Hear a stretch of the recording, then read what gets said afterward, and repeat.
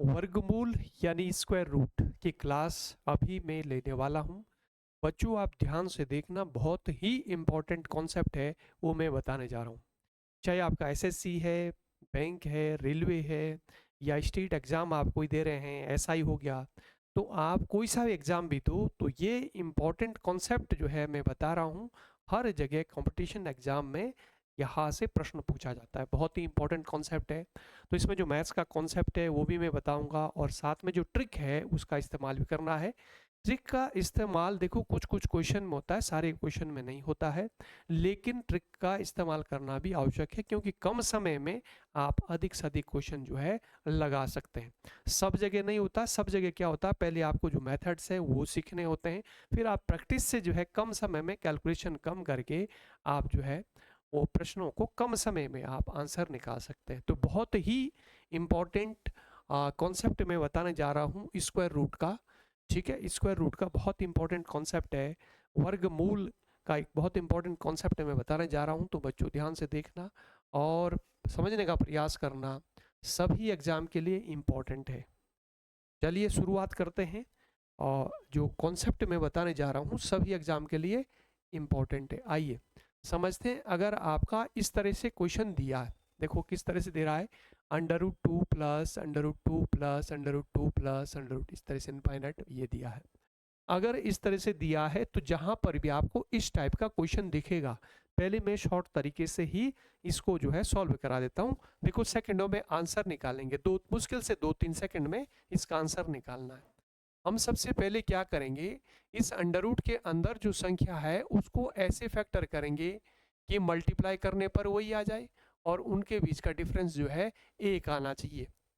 तो क्या दो के हम ऐसे फैक्टर कर पा रहे हैं?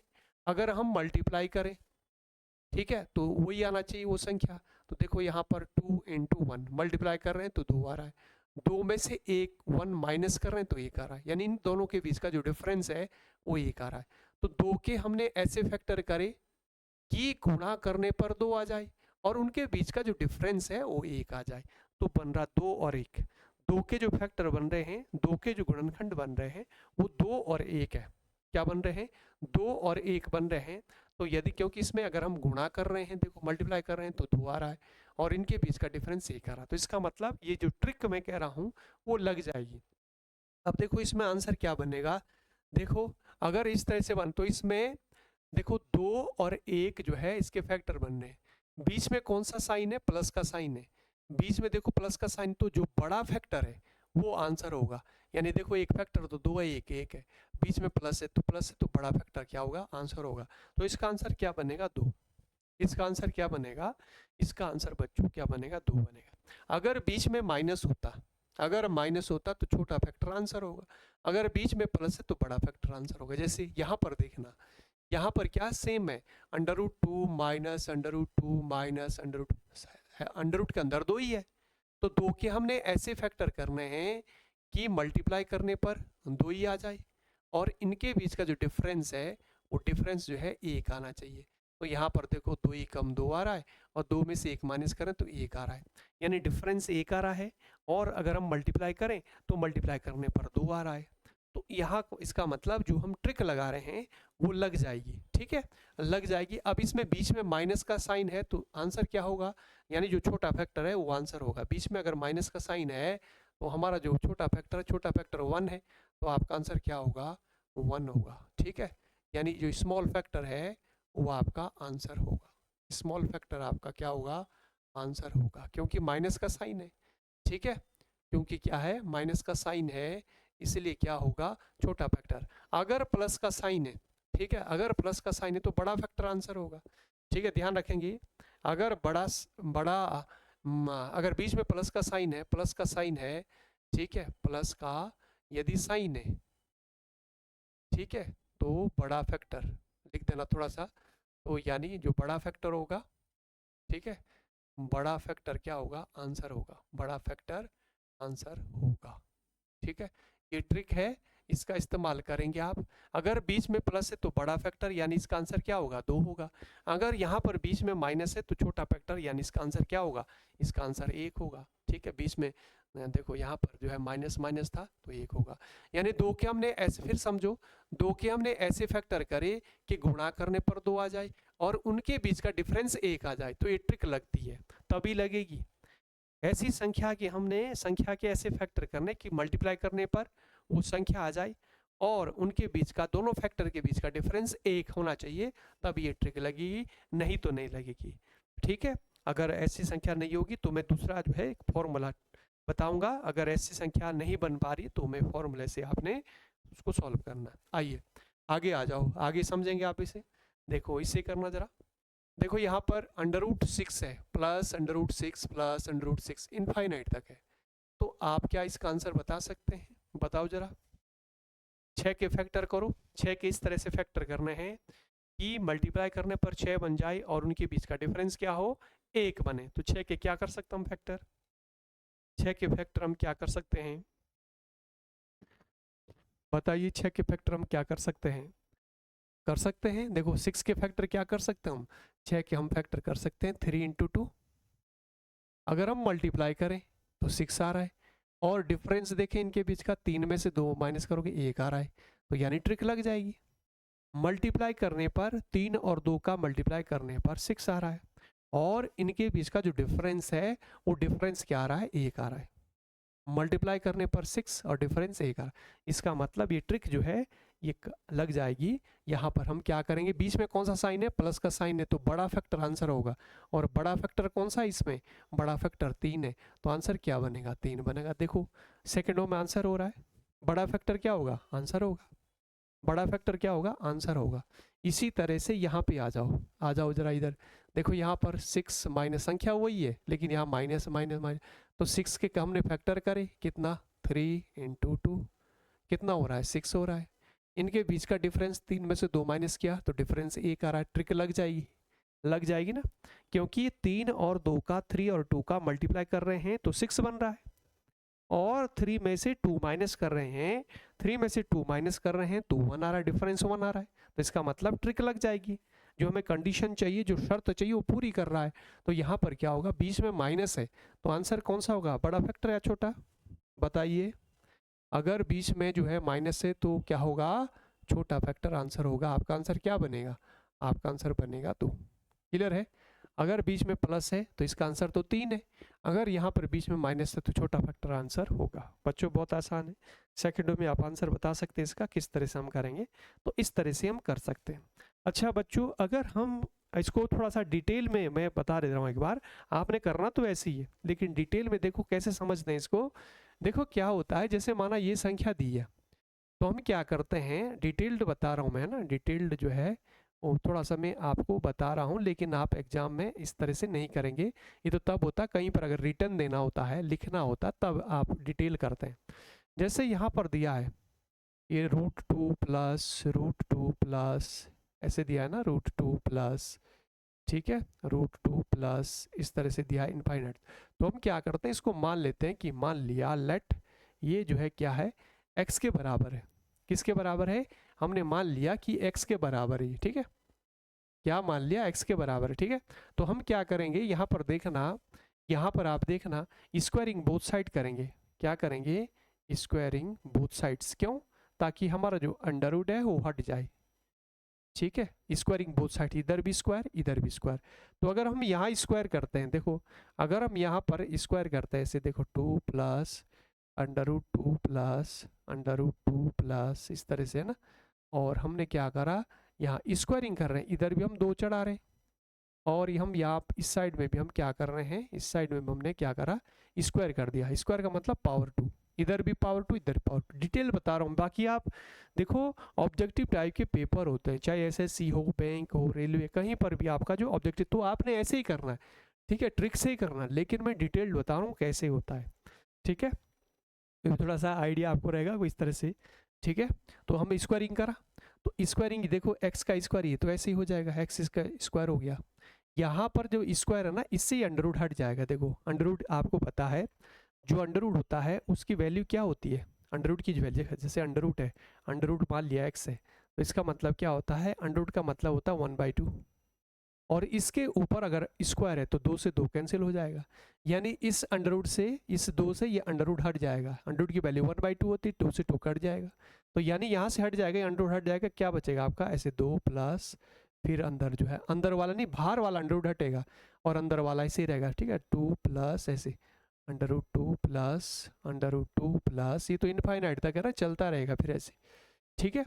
अब देखो यहाँ पर स्क्वायरिंग हमने करा, अब इसको देखना ध्यान से देखो, जो ये संख्या ये वाली, ये वही देखो, ये संख्या वही है जो यहाँ पर थी, जो इसको हमने x माना था, वही तो है ये देखो, क्योंकि ये अनंत इनफाइनाइट तक, अनंत तक है, ठीक है।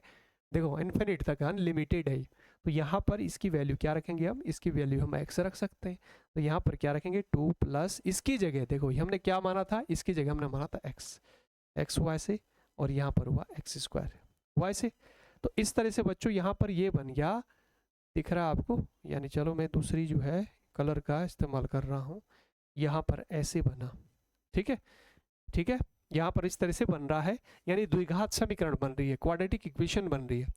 देखो यहाँ स्क्वायरिंग बोथ साइड से करा, इधर भी स्क्वायर, इधर भी स्क्वायर, इधर भी, इस स्क्वायर से ये कट गया अंडर रूट, यहाँ पर 2 प्लस ऐसे अंडर रूट 2 प्लस, अब ये जो संख्या आ रही है ये वाली, ये सेम वही है, तो यानी बीच में हम इसकी जगह हम x रख सकते हैं, तो ये हमारा जो है क्वाड्रेटिक इक्वेशन बन रहा है।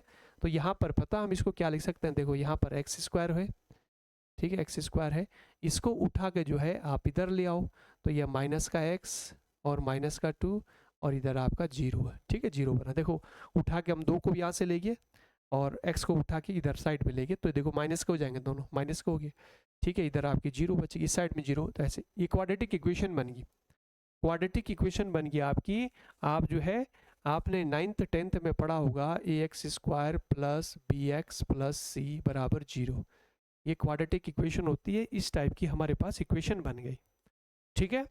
अब हम क्या करते हैं, इसमें जब हम क्वाड्रेटिक इक्वेशन को सॉल्व करते हैं तो इसमें क्या होता है, 2 के ऐसे फैक्टर करने हैं, 2 के ऐसे फैक्टर करने हैं कि देखो यहाँ पर माइनस करने पर 2 आ जाए, और देखो गुणा करने पर 2 आ जाए, और माइनस करने पर देखो x का कोफिशिएंट क्या है, यहाँ पर 1 है, x के आगे कुछ नहीं, तो यहाँ पर 1 है, तो 2 के हम फैक्टर कर सकते हैं ऐसे कि देखो 2 माइनस 1, 2 और 1 कर सकते हैं, 2 के ऐसे फैक्टर करेंगे, ठीक है, कि 2 देखो 2 गुणा 1, अगर हम 2 गुणा 1 करते हैं तो 2 ही आ रहा है, गुणा करके 2 आ रहा है, 2 में से 1 माइनस करेंगे तो 1 आ रहा है, तो यानी देखो जो चिन्ह यहाँ पर होता है माइनस है, माइनस करने पर आना चाहिए, अगर यहाँ पर प्लस होता तो प्लस करने पर 1 आना चाहिए था। x का कोफिशिएंट क्या है, कुछ नहीं लिखा तो यहाँ पर 1 है, तो 2 के हमने ऐसे फैक्टर करे कि गुणा करने पर 2 आ जाए और माइनस करने पर 1 आ जाए, तो यहाँ पर हम इस तरह से इसको करते हैं, ठीक है जी। तो यहाँ पर हमने ऐसे लिखा, 2 के हमने ऐसे फैक्टर करे कि गुणा करने पर 2 आ जाए और माइनस करने पर 1 आ जाए, ठीक है। ये क्वाड्रेटिक इक्वेशन आप जानते होंगे सॉल्व करना, 9वीं 10वीं में आप पढ़ चुके हैं, ठीक है। तो इस तरह से हम क्या करते हैं, अगर हम इसको आगे सॉल्व करेंगे तो एक्स स्क्वायर माइनस 2x, देखो बाहर माइनस है, या माइनस माइनस प्लस हो गया, x हो गया माइनस 2 बराबर 0 हुआ, और यहाँ पर हम क्या करते हैं इसको एक्स स्क्वायर माइनस 2x और फिर प्लस 1 लेंगे, x माइनस 2 और यहाँ पर 0 लिया। अब यहाँ पर x है, यहाँ भी x है, हमने कॉमन लिया, x माइनस 2 रह गया और प्लस 1, यहाँ पर हमने x माइनस 2 और यहाँ पर 0 आ गया, तो एक ब्रैकेट में क्या आएगा x माइनस 2 और दूसरे में क्या आएगा x प्लस 1 बराबर क्या आ गया 0, ठीक है, x माइनस 2 और दूसरे में क्या आ रहा है x प्लस 1। तो यहाँ पर देखो x माइनस 2 और x प्लस 1 0 के बराबर, तो एक बार हम इसको रखेंगे ऐसे, x माइनस 2 बराबर 0 आ गया, तो x बराबर क्या होगा, माइनस का 2 उठाओ यहाँ से राइट साइड में ले जाओ, तो क्या बन गया x बराबर 2 आ गया, x बराबर 2, x की वैल्यू क्या आ रही 2 आ रही, ठीक है। और अगर हम ये लेते हैं प्लस वाला, यानी x प्लस 1 बराबर 0 लेते हैं, तो x बराबर क्या होगा माइनस का 1, तो माइनस की वैल्यू नहीं लेते हैं, हम क्या लेंगे जो पॉजिटिव वैल्यू है, यानी x की वैल्यू हम क्या लेंगे 2, तो वही तो हमने किया था ऊपर, देखो यहाँ पर देखना आंसर क्या आ रहा था 2। तो शॉर्ट ट्रिक से करना आपने, ये तो मैंने डिटेल बताया कि कैसे कैसे होता है, ठीक है, तो इस तरह से नहीं करना आपने। ये तो तब है अगर आपका रिटर्न है 5 नंबर का है ना, कहीं पर आपने पीसीएस का मेंस दे रहे हैं, कहीं पर आईएएस का मेंस दे रहे हैं, या कहीं बोर्ड एग्जाम लिख रहे हैं, तो उसमें करना होता है इस तरह से डिटेल्ड तरीके से। ठीक है, जैसे बोर्ड का एग्जाम जब आपने दिया होगा, है ना, 9th आपने पास करी, 10th आपने पास करी, तो उसमें जो है इस तरह से जो है डिटेल करना होता है। ठीक है, लेकिन यहाँ पर क्या है, ये आपका एसएससी, बैंक, रेलवे, है ना, कंपटीशन के एग्जाम में क्या होता है, ऑब्जेक्टिव टाइप के क्वेश्चन रहते हैं, तो आपने क्या करना, ट्रिक से करना और सीधा टिक करना और आपका आंसर आ जाएगा। जो मैंने आपको समझाया कि भाई ऐसे करेंगे, दो के ऐसे फैक्टर करने हैं कि गुणा करने पर 2 आ जाए और माइनस करने पर डिफरेंस जो है 2 में से 1 माइनस क्या 1 आ जाए, तो ये ट्रिक लग जाएगी। अगर बीच में प्लस है तो बड़ा फैक्टर आंसर होगा, और अगर माइनस है तो छोटा फैक्टर। तो यहाँ पर क्या है, दो के हमने ऐसे पर 2 इंटू 2 हो गया, और 2 में से 1 माइनस का 1 आ रहा, तो बड़ा फैक्टर 2 है, तो 2 आंसर हो गया। अगर बीच में माइनस है तो यहाँ पर अगर माइनस ऐसे, तो यहाँ पर क्या होगा, छोटा फैक्टर यानी 1 आंसर होगा। बच्चों समझ पा रहे हैं? तो डिटेल भी मैंने आपको बता दिया किस तरह से सॉल्व करते हैं, लेकिन आपने इसको ट्रिक से करना है, डिटेल से नहीं करना है, क्योंकि डिटेल में क्या लगेगा, आपको टाइम लगेगा ज़्यादा। ठीक है, तो आपने क्या करना है, इसको शॉर्ट तरीके से करना है। आ जाओ इस पे आ जाओ। देखो ये मैंने आपको समझा दिया था कि 6 कैसे फैक्टर करने हैं, कि मल्टीप्लाई करने पर क्या आ जाए, 6 आ जाए, और डिफरेंस क्या हो, 1 आ जाए। तो 3 गुणा 2 6, और 3 में से 2 माइनस 1, तो इसका मतलब आंसर क्या होगा, बड़ा फैक्टर आंसर होगा। और बीच में माइनस है तो छोटा फैक्टर आंसर होगा, यानी छोटा फैक्टर क्या है, 2 है, तो इसका आंसर 2 होगा। समझ पा रहे? आ जाओ अगले क्वेश्चन पे आ जाओ। इसे करो जरा, इसका आंसर बताइए। इसका आंसर बताएंगे, अंडर रूट के अंदर 12 है, सेम मेथड वही है, जैसे मैंने आपको समझाया वैसे करना है, जैसे मैंने समझाया वैसे ही करना है। 12 के ऐसे फैक्टर करो कि मल्टीप्लाई करने पर 12 आ जाए, ठीक है, और डिफरेंस जो है 1 आ जाए। तो क्या बन रहा है, 4 और 3 हो रहा है, 4 इंटू 3, 4 इंटू 3 कितना हो रहा है, 12 हो रहा है। 4 इंटू 3 कितना हो रहा है, 12 हो रहा है। अगर हम 4 इंटू 3 कर रहे हैं तो 12 हो रहा है, और 4 में से 3 माइनस कर 1 आ रहा है। तो इसका मतलब जो मैंने ट्रिक बताई आपको, तो ट्रिक लग रही है, ट्रिक लग रही है ना, यानी 4 इंटू 3 कर रहे हैं तो 12 आ रहा है, 4 में से 3 हम माइनस कर रहे हैं तो 1 आ रहा है। तो कंडीशन फॉलो हो रही है, यानी शर्त जो चाहिए पूरी हो रही है। तो इसका मतलब आंसर क्या होगा, इसमें बीच में प्लस है तो आंसर क्या होगा, बड़ा फैक्टर। बड़ा फैक्टर क्या है, इसमें 4 है, तो आंसर 4 होगा। इसमें देखो संख्या वही है, 12 बीच में माइनस है, तो इसका आंसर क्या होगा, जो छोटा फैक्टर यानी 3 होगा, है ना। 12 की हमने फैक्टर 4 गुणा 3 यानी 12 हो रहा है, यानी कि बीच का डिफरेंस क्या है, 1 आ रहा है। ठीक है, बीच का डिफरेंस क्या है, 1 है। अब इसमें क्या है, बीच में माइनस है, तो जो छोटा फैक्टर है वो आंसर होगा। छोटा फैक्टर क्या है, छोटा फैक्टर इसमें 3 है, तो इसका आंसर क्या होगा, 3 होगा, इसका आंसर 3 होगा। ठीक है, तो इस तरह से हम प्रश्न को सॉल्व करेंगे। क्लियर है बच्चों, समझ पा रहे हैं? बिल्कुल समझ आ गया होगा आपके, तो इस तरह से करना है। आ जाओ आगे आ जाओ। यहाँ पर देखो, यदि ये कह रहे हैं कि a is equal to S under root 3 plus root 3 plus root, क्या आप 3 के ऐसे फैक्टर कर पा रहे हैं कि गुणा करने पर 3 आ जाए और डिफरेंस जो है 1 आ जाए? क्या हो रहा है ऐसे, देखो 3 और 1 लिया, 3 गुणा 1, 3 निकम 3, ठीक है, लेकिन 3 में से 1 माइनस करेंगे तो यहाँ पर डिफरेंस क्या आ रहा है, डिफरेंस 2 आ रहा है। डिफरेंस क्या आ रहा है, 3 में से 1 माइनस करें 2 आ रहा है। तो इसका मतलब ट्रिक जो हमने अभी तक ट्रिक पढ़ी वो नहीं लग पाएगी, है ना, वो नहीं लग पाएगी, क्योंकि 3 के हम ऐसे फैक्टर नहीं कर पा रहे हैं कि गुणा करने पर 3 हो, मल्टीप्लाई करने पर 3 हो, और डिफरेंस जो है एक एक आ रहा हो। तो इसमें ऐसा नहीं हो पा रहा है, तो मल्टीप्लाई तो 3 हो रहा है, लेकिन 3 में से 1 माइनस करें 2 आ रहा डिफरेंस। तो इसके लिए अगर ऐसी कंडीशन बन रही है, ऐसी संख्या अगर है यहाँ पर, तो आपने एक फॉर्मूला लिख रहा हूँ, इसका इस्तेमाल करना है, 4x प्लस 1, बीच में यहाँ देखो प्लस प्लस है तो यहाँ +1 कर देना बटे 2, इस फॉर्मूले का इस्तेमाल करना है। ये सिरधराचार्य फॉर्मूला आपने 9वीं 10वीं में पढ़ा होगा, सिरधराचार्य जो फॉर्मूला है उससे ही हमने डेवलप किया है। ठीक है, यानी आप डायरेक्ट ये फॉर्मूला याद रखेंगे, इससे कर देंगे। ठीक है, यानी इसमें जो x मैंने लिखा है, x की वैल्यू क्या रखनी, ये रखनी, जो भी संख्या यहाँ पर दी होगी। ठीक है, तो यहाँ पर x की जगह क्या रखना आपने, x की जगह 3 रखना है, ऐसे 3 हो गया, और +1, और +1 अलग से रखना है, ऐसे देखो +1 इसमें, ये अगर बीच में प्लस प्लस है तो प्लस, अगर बीच में माइनस होगा तो यहाँ -1 बटे 2। यहाँ पर इसको थोड़ा सा सॉल्व करना है, देखो कितना हुआ, 3 चौको 12 और 1 13, अंडर रूट 13 हो गया। √13 + 1/2। अब √13 का मतलब क्या होता है? रूट का मतलब होता है वर्गमूल। इसको बाहर निकालना है, यानी 13 को √13 का मतलब क्या है? 13 को बाहर निकालना है, ठीक है। अंडर रूट से बाहर निकालना, 13 को क्या करना है? बाहर निकालना है। तो 13 का जो स्क्वायर रूट होगा तो क्या आएगा लगभग बताओ जरा। 13 का जो स्क्वायर रूट है वो बताओ मुझे, 13 का स्क्वायर रूट क्या आएगा? 13 का स्क्वायर रूट बताओ क्या होगा? जैसे हम यहाँ पर लें, कितना लेंगे? ऐसे लेंगे, 3 तिया 9 हो गया। इसमें से हम माइनस करेंगे, क्या आ गया? 4 आ गया, ठीक है। यहाँ पर इसका हम डबल करेंगे, यहाँ पर इसका डबल क्या होगा? 6। यहाँ पॉइंट लगाएंगे, 2 0 लग गई, ठीक है। इस तरह से निकालते हैं स्क्वायर रूट। इसका डबल किया हमने, 3 का डबल 6 हुआ, पॉइंट लगाए, 2 0 बढ़ गई। यहाँ पर क्या संख्या रखें ताकि इसके जो है निकट जाना है, इसके नियर जाना है, तो हम रखेंगे यहाँ पर 6 7 7 तो ज़्यादा, 6 रखते हैं, ठीक है। 6 यहाँ भी रखेंगे, तो यानी कितना हो गया? लगभग ये जो है 3.6 आ रहा है।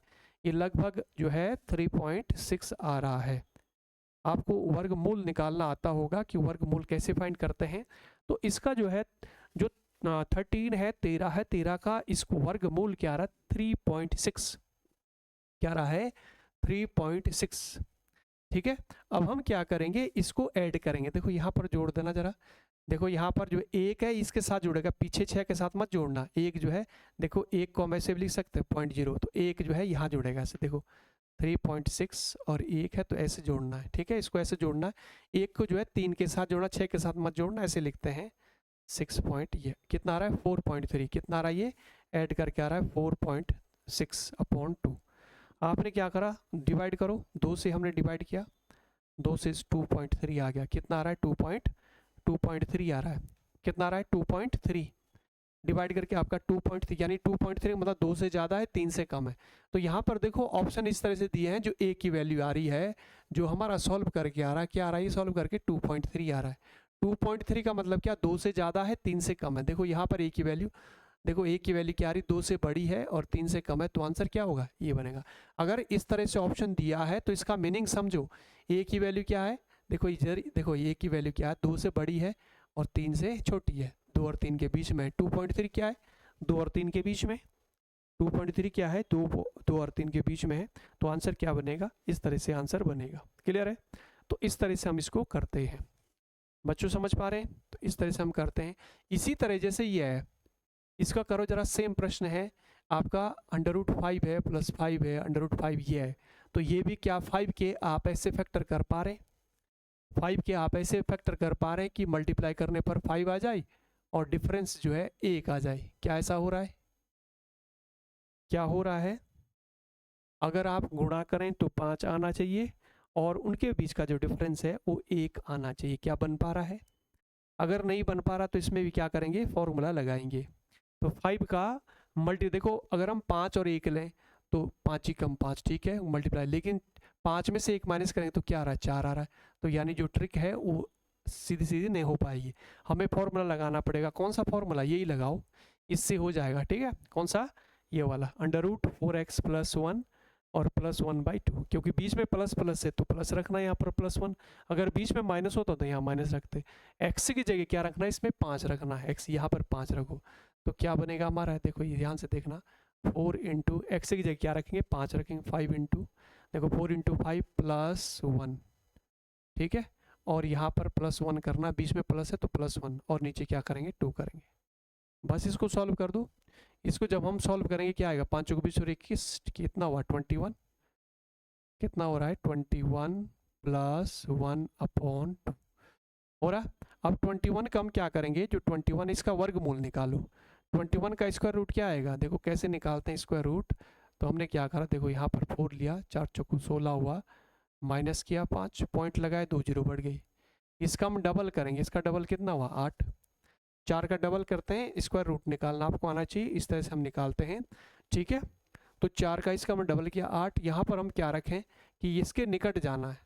तो अगर हम 6 ज़्यादा हो जाएगा, हम 5 रखते हैं, ठीक है। 5 यहाँ पे रखेंगे, ठीक है। 5, इसकी 5 की हम इसमें मल्टीप्लाई करेंगे। 5 पंजा 25 का 5 2 40 और 2 42 हो गया, 42 ऐसे आ गया, ठीक है।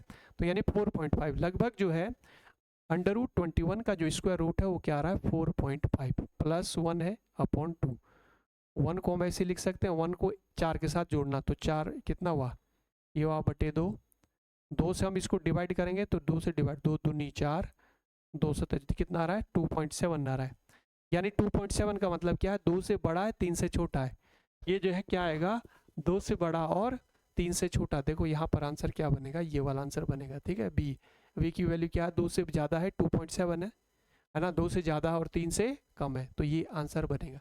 आपको ये ऑप्शन टिक करना भी आना चाहिए। देखो इसका मतलब क्या है, देखो यहाँ पर यानी ये जो दिया है बी की वैल्यू क्या है, 2 से ज़्यादा है और 3 से कम है, 2 और 3 के बीच है। यानी 2.7 क्या है, 2 और 3 के बीच है। 2.7 2 और 3 के बीच है, तो आपका आंसर क्या होगा, आपका आंसर बनेगा, ठीक है जी, ये ऑप्शन डी। समझ आ रहा होगा।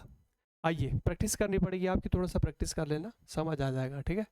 इसको करिए, देखो यहाँ पर x is equal to √7 plus √7 plus, क्या 7 के आप ऐसे फैक्टर कर पा रहे हैं कि गुणा करने पर 7 आ जाए और माइनस जो है उनके बीच का जो डिफरेंस है वो क्या आ जाए, 1 आ जाए। क्या कर पा रहे हैं, करिए जरा, 7 के फैक्टर करिए, ऐसे ऐसे फैक्टर करने 7 के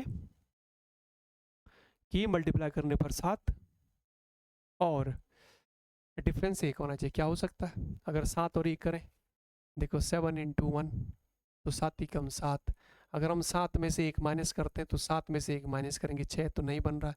तो फॉर्मूला हमें यूज़ करना कौन सा, वही 4x प्लस 1। देखो यहाँ पर प्लस है तो प्लस 1 रखेंगे बटे 2, ठीक है जी।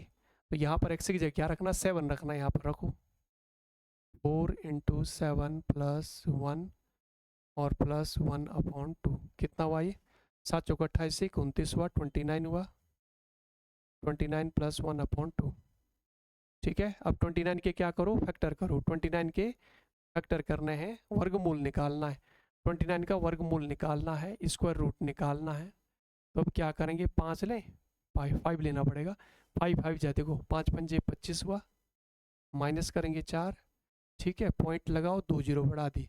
इसका दुगना करते हैं, 5 का दुगना क्या होगा 10 होगा।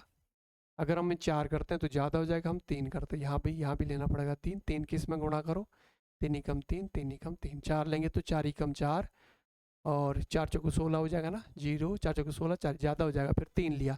तो यानी वर्गमूल निकाल के क्या आ रहा है इसका 5.3, ये आ रहा है 5.3, √29 का वर्गमूल क्या आ रहा है 5.3 और प्लस 1 है बटे 2 है, ठीक है।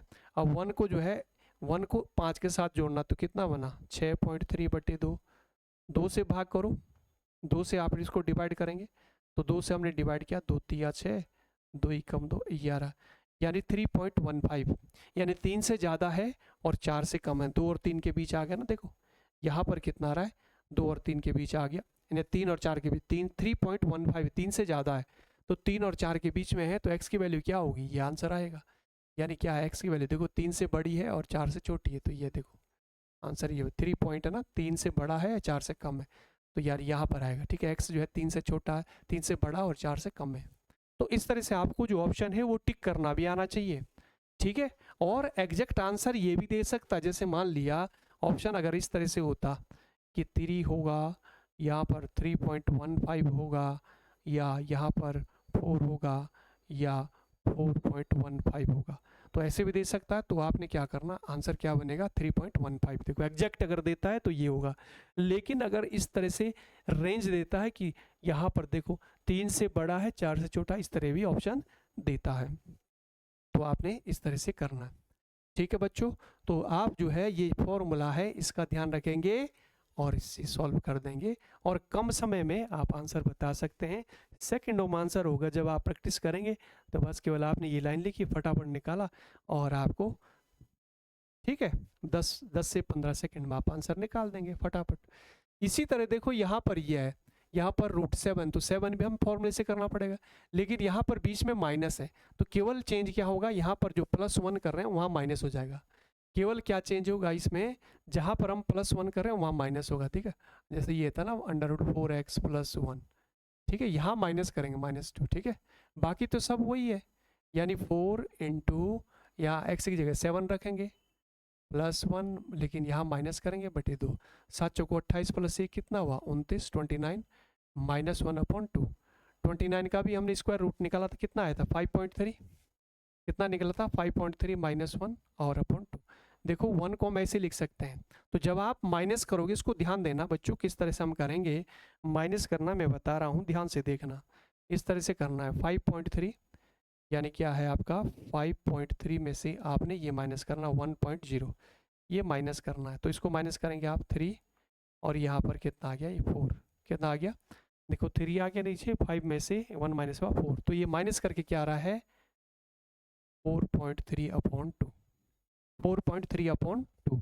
तो 2 से हम इसको डिवाइड करेंगे, 2 से आप इसको डिवाइड करेंगे, ठीक है, ये आ गया, यानी 2.15, 2.15। इसकी जो वैल्यू है यानी 2.15 का मतलब क्या है कि 2 से ज़्यादा है 3 से कम है, 2 से ज़्यादा 3 से, आपका आंसर क्या बनेगा, ये है, देखो y की वैल्यू क्या, 2 से बड़ी है और 3 से कम है, तो आंसर ये बनेगा। इस तरह से हम प्रश्न को सॉल्व करते हैं। तो जो बेस्ट मेथड है वो मैंने आपको दिया है, समझाया है, बहुत आसान तरीके से, आसान विधि से मैंने आपको समझाया है, समझ आ गया होगा। थोड़ी सी प्रैक्टिस कर लेना, बिल्कुल निश्चित रूप से आपकी समझ आ जाएगा। एसएससी हो, बैंक हो, रेलवे है, कोई से भी एग्ज़ाम हो, चाहे सीजीएल का है, सीपीओस का है या सीएचएसएल है, कोई सा भी एग्ज़ाम है, तो आप इस तरह से आप निकालेंगे। बहुत इंपॉर्टेंट कॉन्सेप्ट हमने बताया है, इसको अच्छे से तैयार कर लेना बच्चों, ठीक है। बाकी जो है अगर आप डिटेल्ड पढ़ना चाहते हैं तो मतलब आप सिस्टमेटिक तरीके से, तो तोमर कोचिंग का जो एप्लीकेशन है उस पर आप जाएं और उसे डाउनलोड करें, ठीक है। तोमर कोचिंग प्ले स्टोर में जा कर के तोमर कोचिंग देहरादून आपने डालना है, तो वहाँ पर जो है एसएससी के लिए और एसएससी सीजीएल के लिए है, सीपीओज के लिए, और वहाँ का जो वहाँ मैथ्स का जो कंप्लीट कोर्स है वो आपको वहाँ पर मिल जाएगा, ठीक है। सीजीएल के लिए भी है, सीपीओज के लिए, सीएचएसएल सब के लिए जो है वहाँ पर कोर्स आपको मिल जाएगा। तो आप ज़रूर जो है उसे डाउनलोड करें, बहुत बेहतरीन तरीके से वहाँ पर डेमो क्लासेस दी गई है, तो आप उसको देखिए और समझने का प्रयास करिए, और ठीक है, और ज़रूर आप उसे जो है उस कोर्स से जुड़िए ताकि आपकी बेहतर तैयारी हो, आपका सिलेक्शन हो, ठीक है। तो बच्चों आज तो हम इतना ही करते हैं, फिर अगली क्लास में मिलते हैं, और अब तक के लिए जय हिंद।